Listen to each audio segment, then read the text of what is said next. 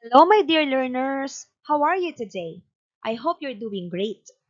In this video lesson, we will discuss Lesson 2 of Quarter 1. This is our MAP 2 or Most Essential Learning Competency 2. Use conventions in citing sources. Before we proceed on the lesson, let's have this activity first. This is called the word hunt game. All you need to do is to find the four words that can be related in citing sources. You may pause the video to find the words. Once you have them, you may continue playing the video.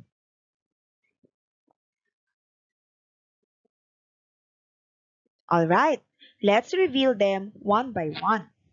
The first word is newspaper. Do you have the same word as mine? Great. The next word is journal. The third word is magazines. And the last word is books. Good job. Now let's define the words that we found in the word hunt. These are some of the common sources that we use as our references in writing our research.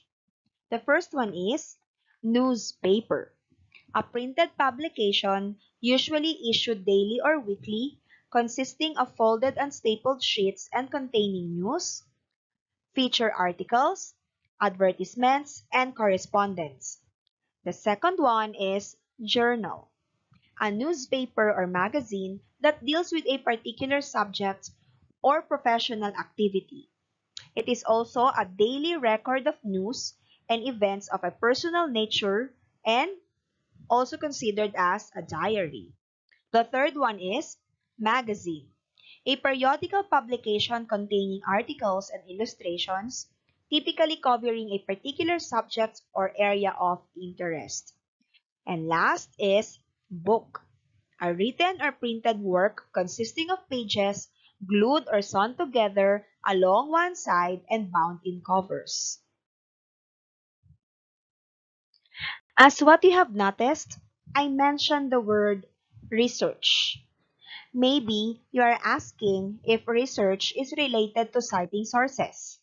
Well, the answer is yes. So let's define research. According to Oxford Languages, research is the systematic investigation into and study of materials and sources in order to establish facts and reach new conclusions. Whenever you write a research paper, it is very important to cite the sources. Now that we are already familiar with the word research, I would like to know if you have written a research paper. If the answer is yes, did you cite the sources? In writing a research paper, including any other academic papers, it is important that you mention or cite the sources of your information.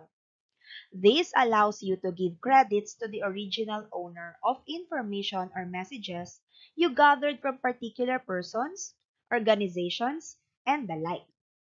And also to avoid plagiarism. Plagiarism means the practice of taking someone else's words or ideas. Again, it is very important to cite the sources.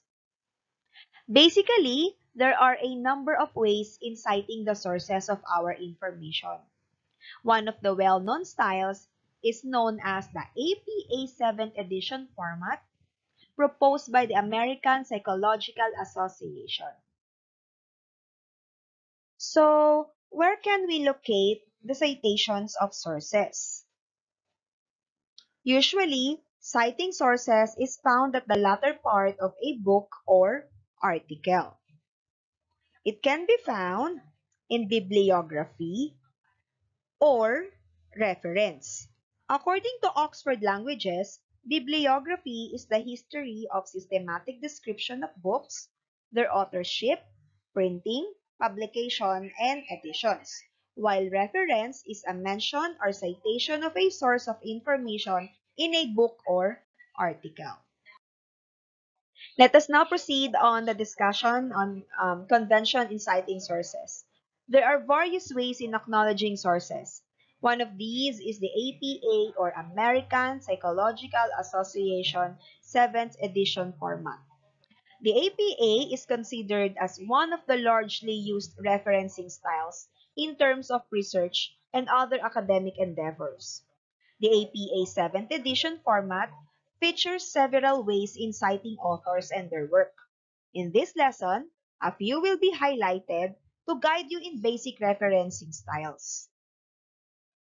The first source is the books. So this is how you are going to cite the source. In this example, we do have two authors. So the first thing to do is to indicate the last name of the first author. It must start with a capital letter. Then after that, comma, space, initial letter of the first name, period, space, initial letter of the middle name, period, space. Then we put ampersand. We use ampersand if there are two or more authors. After ampersand, we have space, then the last name of the second author. So again, we have to capitalize the first letter. Then, comma, space, initial letter of the first name, period, space, initial letter of the middle name, period. Then after the authors, space, then we do have the open and close parentheses. Inside the open and close parentheses, we have the copyright year. After that, do not forget the period. After the close parenthesis, we need to put period, then space. Now, let's proceed on the title of the book. The title of the book is written in italics. Capitalize only the first letter of the title. If the title has two parts, capitalize the first letters of the first and second parts. Capitalize proper nouns and end it with a period. So all we need to do is to remember that in title of the book, we only capitalize the first letter of the first word. But if the title has two parts, we capitalize each initial letter of the parts. Okay? And then we also capitalize proper nouns. Proper nouns give specific or exact names of persons, animals, places, things, ideas, and events. So after that, we must end it with a period. But in this case, we do have our addition. So if we do have addition after the title of the book, no period. Okay? Simply space, then open and close parentheses again. Here. Okay? And then inside the parentheses, we can put now the seventh edition. Okay? So seventh, and then period, space rather, and then small ed for addition. And then period, close parenthesis, and then period. Space now, and then after that, we have publisher. Okay, indicate the number of the publisher followed by a period. Of course, do not include the location. Okay, so let's have here another examples. This time, we're going to have our single author or only one author. So let's start with the last name of the author, which is Bermudez. Okay, so we have to write it down completely. Okay, Bermudez. And then, comma, space, initial of the first name, then period. Probably this author doesn't have a middle name. That is why we only have L there. So that is the initial letter of his or her first name. And then after that, we have period, space, then open and close parentheses. Inside the open and close parentheses, we do have the copyright year, which is 2017. Then, after that, period, space, then the title of the book. So again, the title of the book must be written in italics. And then we must also capitalize the first letter of the first word. So which is here we have the. So the first letter of the is T. So we capitalize that one. And then we also have here another capitalized or capital letter rather. We have here A. So why did we capitalize A here in the word Asia? Because Asia is a proper noun.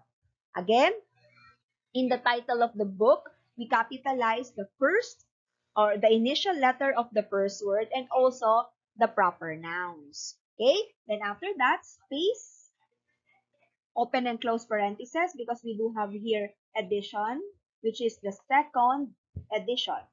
Okay? So inside the open and close parentheses, we put second space ed, small e, small d, period. Okay, for addition. Then after the close parentheses, we do have period. Space. Now we have the publisher. Okay, we have RELC Press, then period. Okay, another example here. We have the last name De Chavez, comma, space, initial letter of the first name, period, space, open and close parentheses. We have the copyright year, which is 2020. Then period, space. Then we capitalize the initial letter of the first word, which is pagsibol. So as what you have noticed there, we do have two parts of the title. We have the first part, pagsibol. The second part is Batayang Aklat sa Pagkatuto sa Pilipino. So here, we capitalize letter P, and then we also capitalize letter B because this is the second part of the title. And then we also capitalize F for the word Filipino. Why? Because it is a proper noun. And then after the title, period, space. Now, here is the publisher, and then end it with a period. Okay, so now let's have two authors. So the last name of the first author is Cadavido with capital C and then comma and then space, the initial letter of the first name, period, space, the initial letter of the middle name, period, comma. Okay, and then space, then the ampersand. And then we have the last name of the second author, Bermudez, comma, space, and then L, initial letter of the first name, period, space, open and close parentheses. Inside the open and close parentheses, we do have the copyright year, which is 2017, and then period. And then space, then we do have now the title of the book, which is Living as Students Overseas. Okay, so living as students overseas. So we capitalize only L because it starts the title, and then the rest small letters because there is no proper noun there. Then after that, we do have period. Why? Because in this case, we do not have addition. Okay, as what you have noticed, after the title of the book, we proceed now on the RELC Press, which is the publisher. Then period.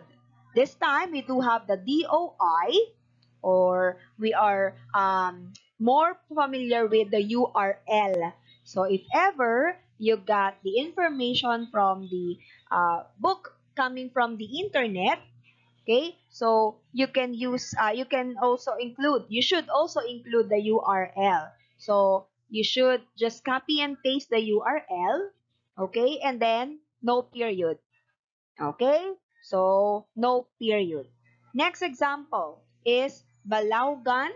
We have here the surname of the first author, comma, space, the initial letter of the first name, period, space, initial letter of the middle name, period, comma, space, ampersand again. Then we have the last name of the second author, which is Carbulio, comma, space, the initial letter of the first name, period, space, the initial letter of the middle name, period, space. Then again, open and close parentheses. Then inside there, we have the copyright year, which is 2017, then period, then space, then here is the um, title of the book, Understanding the Complex Behavior of Adolescents. Okay. So we capitalize only you, okay? The rest is small letter because there is no proper noun. Then, this time we do have addition, so we do not put period, okay? So after the title of the book, space, open and close parentheses, then we have here now the fourth addition. Fourth, space, ed, small d, then period, close parentheses, period, space, and then the publisher. Kainta and kainta, and period. It ends with a period because it ends with a publisher. Okay, now let's have our edited book with no author. So only editors. So the first one, we have the last name of the editor, which is Marlena, followed by comma, space, initial letter of the first name, period, space, initial letter of the middle name, period, space, then open and close parentheses. Then inside the open and close parentheses, we do have E and D. Capital E, small d, then period. This time, capital E, small d, period is referring to editor. So we can say that Marlena RG is the editor of the book. Okay, because of capital E, small d, period. And after that, we have the close parentheses, then period again, then space, again, open and close parentheses, but this time, inside those parentheses, we do have the copyright year, which is 2017, then period, space, then the title of the book, Living as Students Overseas. Okay, so we capitalize L because it starts the sentence. The rest is small letters because we do not have proper nouns. Then after the title of the book, we have a period, space, then the publisher, and then period. How about now two editors? So what should be done? So the first editor, we have Panga, the last name, comma, space, initial letter of the first name, period, space, initial of the middle name, period, comma. Okay? And then space, and then ampersand, then space. Then the name of the last name of the second editor, which is Chua, comma, space, initial letter of the first name, period, space, initial letter of the middle name, period. Then space, open and close parentheses. This time, okay, we do have capital E, small d, and then S for editors. Okay, for only one, we have capital E, small d, period, editor. For two or more, we have capital E, small d, small s for editors. Then don't forget to put period. Then close parentheses, then period again, and then space, and then open and close parentheses again, but this time we do have the copyright year, which is 2018, then period, then space, and then we do have the title of the book, which is Curriculum Management in ASEAN Member States. We capitalize C because it starts the sentence, or it starts the title rather, I'm sorry, the title, curriculum, and then ASEAN is the acronym, okay, so we capitalize that one, and then period, and then space, and then we have here the publisher, ASEAN Press, and then period. How about for edited book with an author or edited book with authors? So of course, you have to include first the last name of the author. Okay, so we have here the author, Cadavido, okay, the last name, Cadavido, comma, space, initial letter, okay, of the first name, period, space, initial letter of the middle name, period, then comma, okay, because we do have two authors here. Okay, so space and then ampersand, and then the last name of the second author, which is Bermudez, comma, space, initial letter of the first name, period, then space. Then now the title, the year, the copyright year, we have 2017 inside the open and close parentheses, and then period, then space, then the title of the book, which is Living as Students Overseas. Okay, so we start the capital letter L here because it starts the title, and then the rest small letter because we do not have proper nouns. Then after the title of the book, we have a period, space, and this time, okay, for editor, we start with the initial letter of the first name, period, space, initial letter of the middle name, period, space, then the surname. Okay, see the difference? In authors, okay, last name first. While in editor, we have the initial of the first name first, okay, and then the initial of the middle name followed by the last name.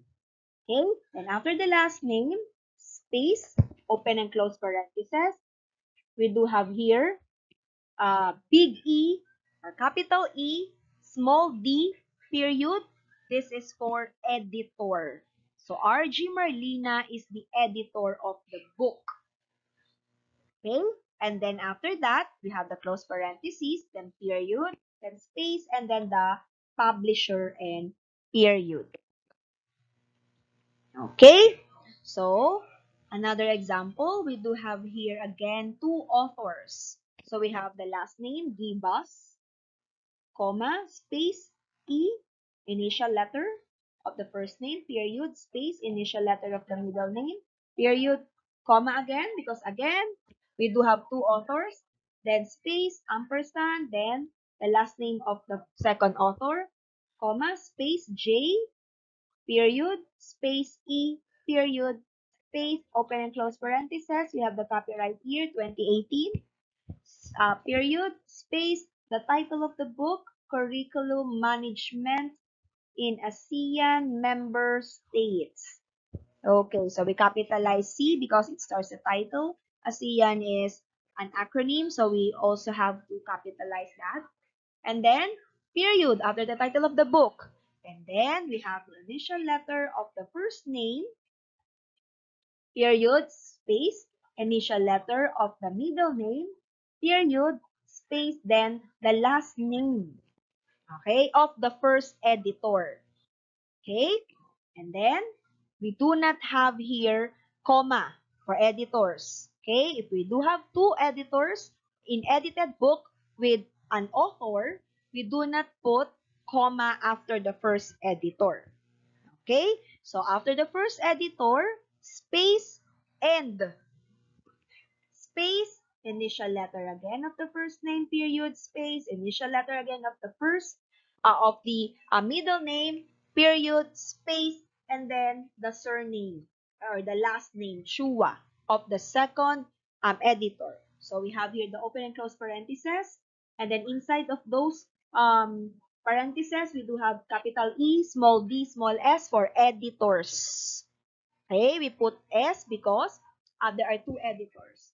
Then close parentheses, period, space, then the publisher, ASEAN Press, then period.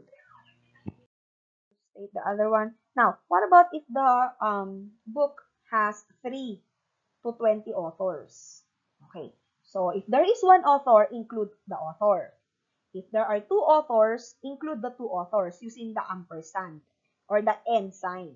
Now, what about the book with 3 or 20 authors? You have to include all the names until the 20th author. So from the first author up to 20th, you have to include all of those. Okay? So wala kang iiwanan. So lahat 20. So for example, we have Cadavido, comma, space, J, period, space, S, period, then comma. Don't forget the comma. After each author. So do not forget the comma after each author. So we have there the first comma after Cadavido. Next, we have another comma here after Alonzo.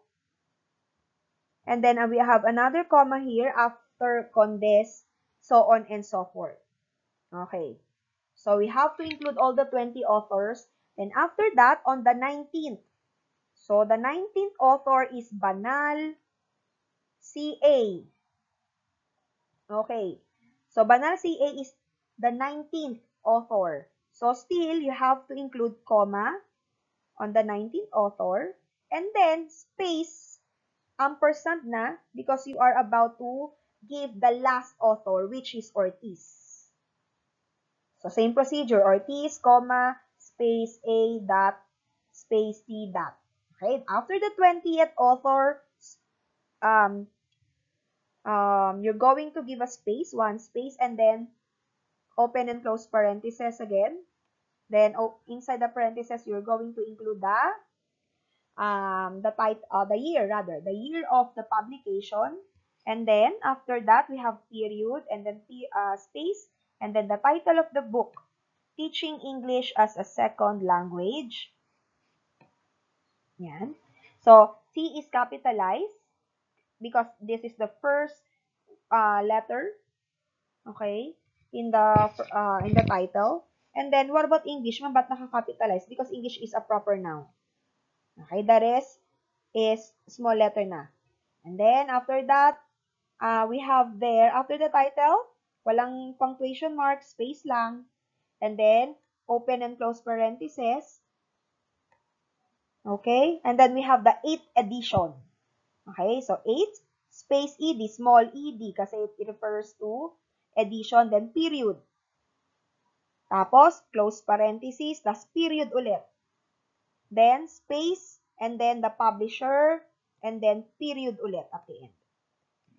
So, that is with 3 authors to 20 authors. Ma'am, paano kapag more than 20? 21, 22, 23, so on and so forth. So, you're going to do, what you're going to do is, write the names of the first 19 authors. 19 authors lang. Then, followed by an ellipsis. This one, ellipsis. Dot, dot, dot. 3 dots. And then the last author. So, we have 20 authors. Yan. So, let's find out the 19th author. So, the 19th author is Liagado A.L. So, that is the 19th author. So, from 1, Dino Aparicio, the 19th author is Legado A.L., the 19th author. Then, comma. Again, do not forget, comma, after each author. So, after Dino Aparicio C, may comma here. After Guerrero, we have comma again. And don't forget the commas. Then, after Araujo, comma again. So, up to the 19th author. And after the 19th author, space. So, comma, then space, then ellipsis na. 1 dot space, 1 dot space, 1 dot. So, dot, space, dot, space, dot. So, do not put there compressed periods. You should insert space between periods. So, period, space, period, space, period. Okay, so that is ellipsis. And then after that, we have space again, then the last author.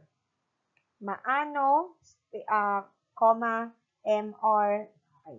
After that, we have space again, and then open and close parentheses. We have there. Then inside the parentheses, we have the year of publication, 2019, then period again, then space, then title of the book, capitalize again the first letter. We capitalize E because this is again a proper noun.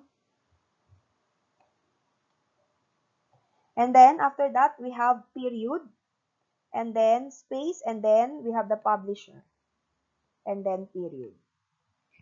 So that is for more than 20 authors.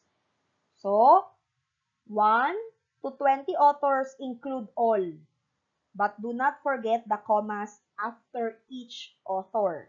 Then with more than 20 authors, include only the 19 authors. And then on the 19th author, you're going to give or you're going to put ellipses. Okay, but in putting ellipses, do not forget to put space between each period. And then after that, you include the last author. Okay, so that is for the book with more than 20 authors. Okay, now let's go with periodicals. So we are done with books. Now let's go to periodicals. How are you going to cite sources using periodicals? Okay, if you use periodicals, how you're going to cite your sources? So periodicals include journals, magazines, and newspapers. So first, the same procedure as the book. Include the last name of the author, then comma, space, initial letter of the first name, period, space, initial letter of the middle name, then period, then comma. Why? Because there are two authors here. Pero pag isa lang, no need for comma. Okay?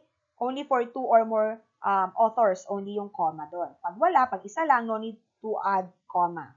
Okay. Then space, then ampersand. Yan.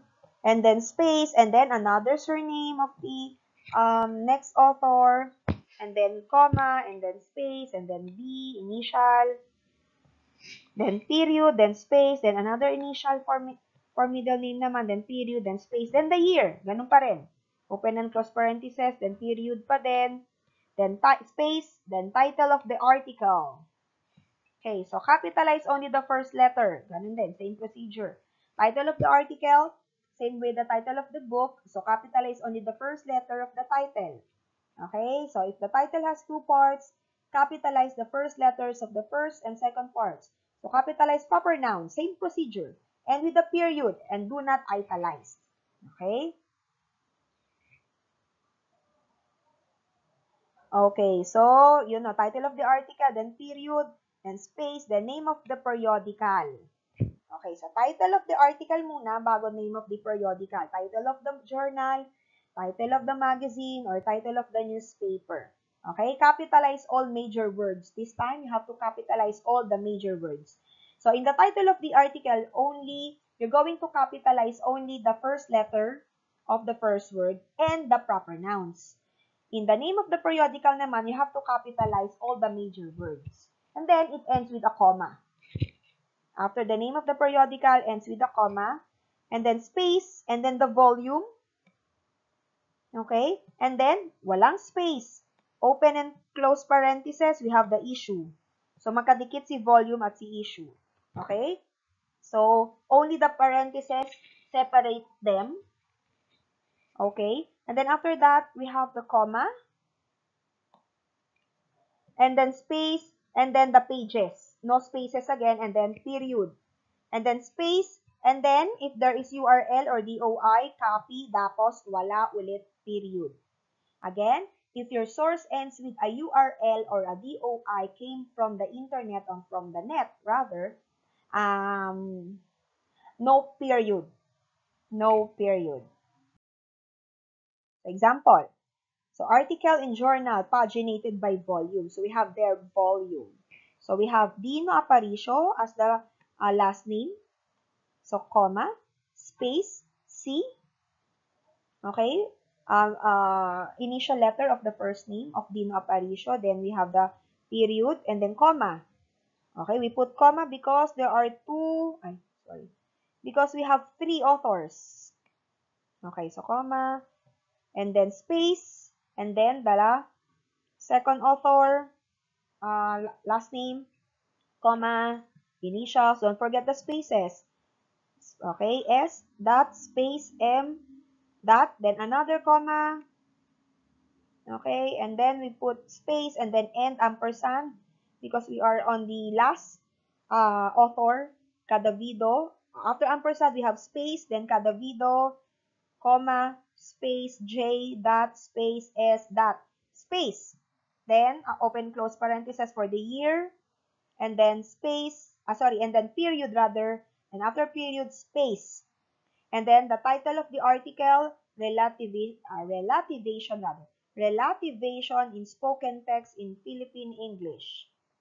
So that is the title of the article. So we capitalize the first letter.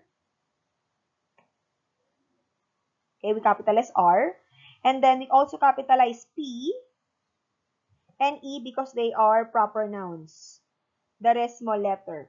Okay, then period, then space, the title of the journal. So this is the title, Philippine Journal of English Language Teaching.